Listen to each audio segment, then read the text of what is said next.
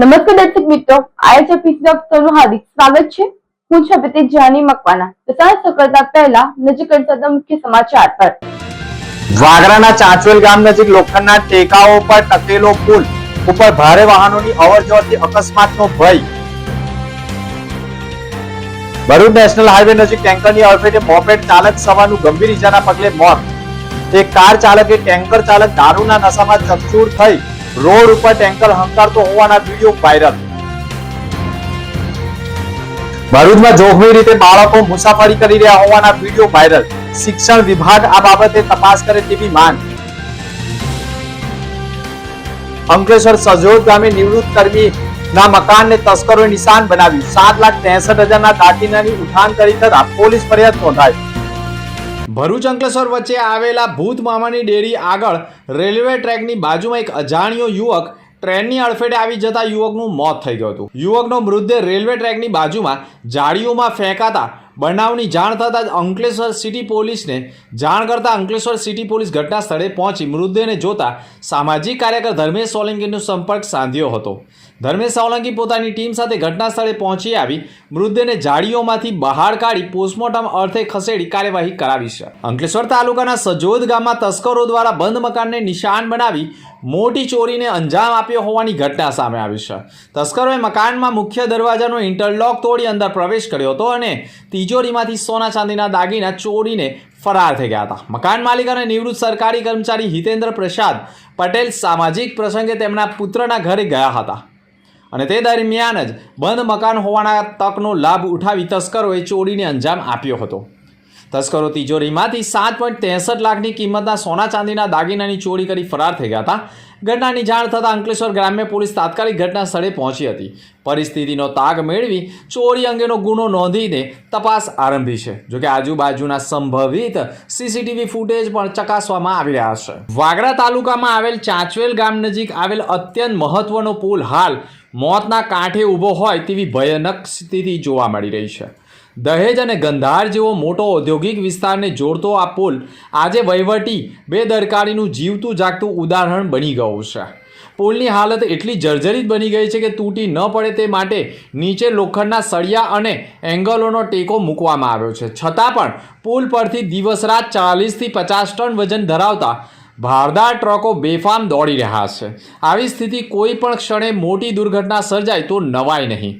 સરકારી નિયમો અનુસાર આ પુલ પરથી 20 ટનથી વધુ વજનના વાહનોને પસાર થવા દેવાની મનાઈ છે અને તે માટે સૂચન બોર્ડ પણ લગાવવામાં આવ્યું છે। પરંતુ વાસ્તવિકતા એ છે કે આ તમામ નિયમો માત્ર કાગળ ઉપર જ રહી ગયા છે, કારણ કે આ માર્ગ આમોદ અને દહેજને જોડતો મુખ્ય માર્ગ હોવાથી હજારો મીઠાના ટ્રકો સહિતના ભારે વાહનો અવિરત પુલ પરથી પસાર થઈ રહ્યા છે।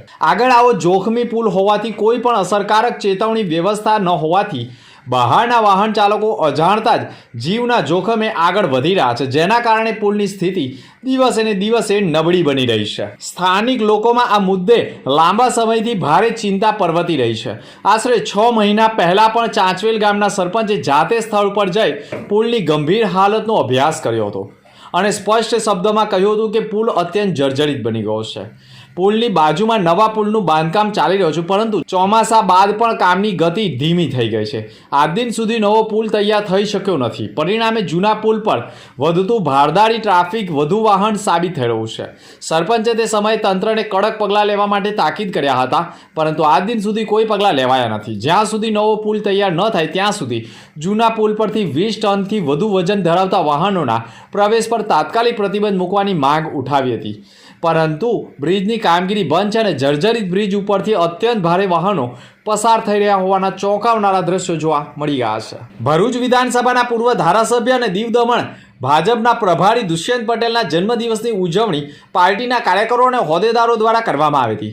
પૂર્વ ધારાસભ્ય દુષ્યંત પટેલ દ્વારા ભરૂચના જેબી મોદી પાર્ક નજીક આવેલા પાંજરાપોળ ખાતે મૂંગા પશુઓની ઘાસચારો ખવડાવી ગૌ માતાનું પૂજન અર્ચન કર્યું હતું અને કાર્યકરો અને શુભચિંતકો સાથે મળી જન્મદિવસની ઉજવણી કરવામાં આવી હતી. સાથે જ બાળકો સાથે કેક કટિંગ કરવામાં આવ્યું હતું અને આ પ્રસંગે ભરૂચ જિલ્લા ભાજપ પ્રમુખ પ્રકાશ મોદી, ભરૂચ નગરપાલિકાના પૂર્વ પ્રમુખ અમિત ચાવડા, સુરભીબેન તંબાકુવાલા, જિગ્નેશ મિસ્ત્રી તેમજ ભાજપના કાર્યકરો અને શુભચિંતકો ઉપસ્થિત રહ્યા હતા. આ પ્રસંગે પૂર્વ ધારાસભ્ય દુષ્યંત પટેલે શહેરની જનતાને અપીલ કરી હતી કે દરેક વ્યક્તિએ પોતાના ઘરે થનારા શુભ પ્રસંગોમાં પાંજરાપોળ ખાતે ગૌ માતાનું પૂજન અર્ચન કરવું જોઈએ, જેથી આવનાર પેઢી પણ આપણી સંસ્કૃતિનું એમના જીવનમાં સિંચન થઈ શકે.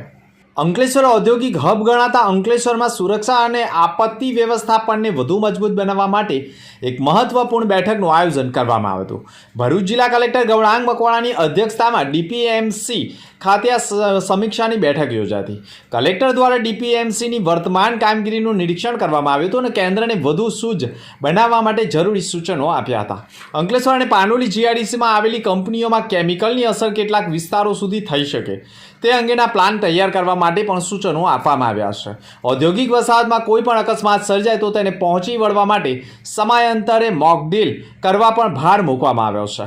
આગામી દિવસોમાં દરેક કંપનીની સુરક્ષા વ્યવસ્થા વધુ સઘન બને તે માટે કલેક્ટરે જરૂરી માર્ગદર્શન પૂરું પાડ્યું હતું.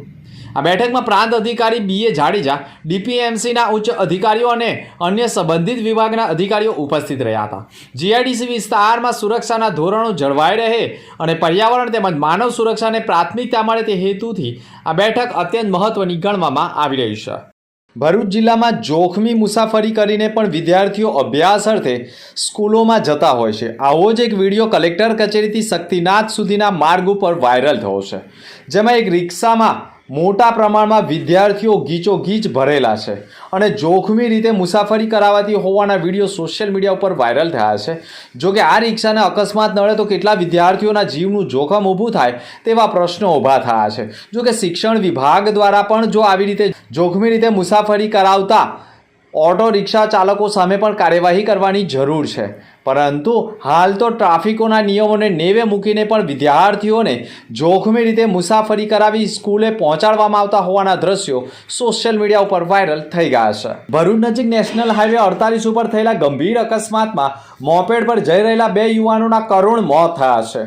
બેદરકારીપૂર્વક હંકારવામાં આવેલા ટેન્કરે મોપેડને જોરદાર ટક્કર મારી હતી, જેના પગલે આ દુર્ઘટના સર્જાઈ. અકસ્માત બાદ ટેન્કર ચાલક ફરાર થવાના પ્રયાસ કરી રહ્યો હતો. તે દરમિયાન અન્ય કાર ચાલકે તેનો પીછો કરી ભયજનક રીતે ટેન્કર હંકારતો હોવાનો વિડીયો બનાવી દીધો હતો, જે હાલ સોશિયલ મીડિયામાં વાયરલ થયો છે. પીછો કરવામાં આવતા ટેન્કર ચાલકે ટેન્કર રોડની બાજુમાં ઉતારી દીધું હતું. સ્થાનિકોમાં ટેન્કર ચાલક નશાની હાલતમાં હોવાના આક્ષેપો પણ કરવામાં આવી રહ્યા છે.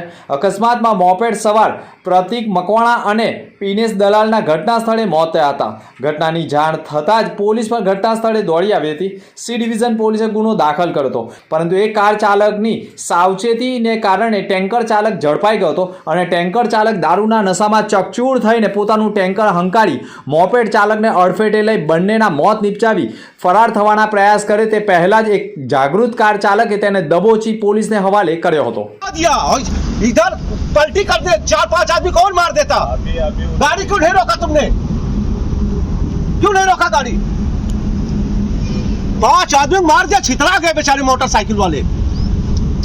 3 आदमी कौन मार देता? यहाँ यहाँ पलटी ऐसे गई ऐसे गई ऐसे उड़ गया उन लोगों का. तुमको पता है गाड़ी चल गई, खड़ी कर देते ना. क्यों नहीं खड़ा? दारू कितना पिया साला? दारू में पिया हूँ मैं साला पुलिस बुला रहा हूँ.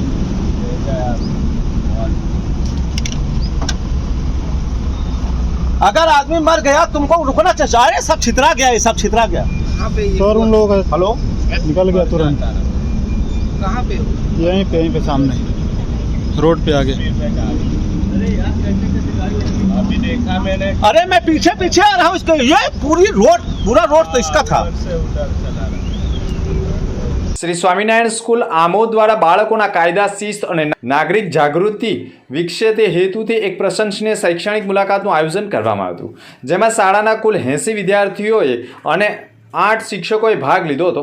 આ કાર્યક્રમ અંતર્ગત વિદ્યાર્થીઓને સૌપ્રથમ આમોદ પોલીસ સ્ટેશનની મુલાકાત કરવામાં આવી હતી। ત્યારબાદ આમોદ પોલીસ ઇન્સ્પેક્ટર આરબી કરમટિયાએ વિદ્યાર્થીઓને પોલીસ વિભાગની કામગીરી, કાયદાનું મહત્વ, 112 ઇમરજન્સી કોલ સેવા તેમજ વધતા જતા સાયબર ફ્રોડથી બચવાના ઉપાયો અંગે સરળ માહિતી અને મહત્વ પૂરું પાડ્યું હતું। વિદ્યાર્થીઓને પોલીસ સ્ટેશનના વિવિધ વિભાગો જેમ કે પીએસઓ, વાયરલેન્સ વિભાગ, પુરુષ લોકઅપ, મહિલા પોલીસ લોકઅપ તથા સ્ટોર રૂમ સહિત પોલીસ ઇન્સ્પેક્ટર ચેમ્બર અને નાગરિક સુવિધા કેન્દ્રની મુલાકાત કરાવી વાસ્તવિક કાર્યપદ્ધતિ પણ સમજાવવામાં આવી હતી। સાથે કાયદાનું પાલન, શિસ્ત અને જવાબદાર નાગરિક બનવાની આવશ્યકતા ઉપર ભાર મૂકવામાં આવ્યો હતો। તમામ વિદ્યાર્થીઓને આમોદ તાલુકા ન્યાય મંદિર કોર્ટની મુલાકાત લેવડાવવામાં આવી હતી અને વિદ્યાર્થીઓને ન્યાયાધીશની ભૂમિકા, વકીલોની ફરજો અને કેસની કાર્યવાહી કેવી રીતે કરવામાં આવે છે તે અંગે માર્ગદર્શન આપવામાં આવ્યું હતું। अंदर मुख्य समाचार पर फरी एक नजर। વાગરાના ચાંચવેલ ગામ નજીક લોખંડના ટેકાઓ પર ટકેલો પુલ ઉપર ભારે વાહનોની અવરજવરથી અકસ્માતનો ભય। ભરૂચ નેશનલ હાઈવે નજીક ટેન્કરની અડફેટે મોપેડ ચાલક સવારનું ગંભીર ઈજાના પગલે મોત। એક કાર ચાલકે ટેન્કર ચાલક દારૂના નશામાં ચકચૂર થઈ રોડ ઉપર ટેન્કર હંકારતો હોવાના વિડીયો વાયરલ। ભરૂચમાં જોખમી રીતે બાળકો મુસાફરી કરી રહ્યા હોવાના વિડીયો વાયરલ। શિક્ષણ વિભાગ આ બાબતે તપાસ કરે તેવી માંગ। અંકલેશ્વર સજોદ ગામે નિવૃત્ત કર્મીના મકાનને તસ્કરોએ નિશાન બનાવ્યું। 7,63,000ના દાગીનાની ઉઠાણ કરી થતા પોલીસ ફરિયાદ નોંધાઈ। તો અત્યાર સુધીના સમાચાર, નવા સમાચાર સાથે ફરી મળીશું। નમસ્કાર।